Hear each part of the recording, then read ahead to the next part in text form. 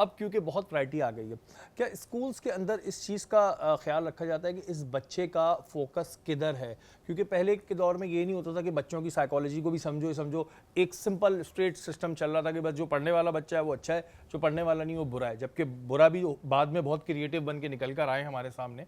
तो अब जो टाइम चल रहा है उसमें इन चीज़ों को देखा जाता है कि बच्चे का फोकस कहाँ है स्कूल में, ये किस चीज़ में ज़्यादा शार्प है और अगर वीक है तो क्यों है?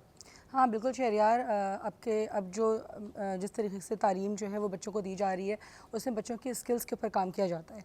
तो ज़रूरी नहीं है कि कोई बच्चा अगर मैथ्स में बहुत अच्छा है तो वो इंग्लिश में भी बहुत अच्छा होगा। तो उसकी स्किल्स को देखा जाता है कि वो कहाँ पे ज़्यादा जो है वो उसका जो है वो झुकाव किस तरफ ज़्यादा है। तो उस हिसाब से बच्चों को ट्रेन किया जाता है और बच्चों को इस तरह की अपॉर्चुनिटीज़ दी जाती हैं जहाँ पे उनकी क्रिटिकल स्किल्स को डेवलप किया जाता है, उनकी क्रिटिकल थिंकिंग को, उनकी डिसीजन मेकिंग को, प्रॉब्लम सॉल्विंग, इन सारी चीज़ों के ऊपर फोकस किया जाता है। और सबसे बड़ी बात कि बच्चे को इंडिपेंडेंट लर्नर बनाया जाता है।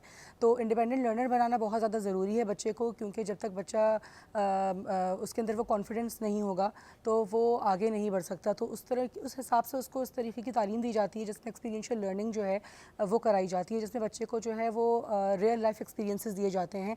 तो वो उस हिसाब से जब वो अपनी चीज़ें देख रहा होता है तो वो उसका जहाँ पे भी झुकाव होता है, तो जैसे इंडिपेंडेंट लर्नर जब वो बच्चा बन रहा होता है तो फिर वो किसी भी फील्ड को चूज़ कर सकता है। तो वो डिपेंड करता है कि बच्चे का झुकाव किस तरफ है।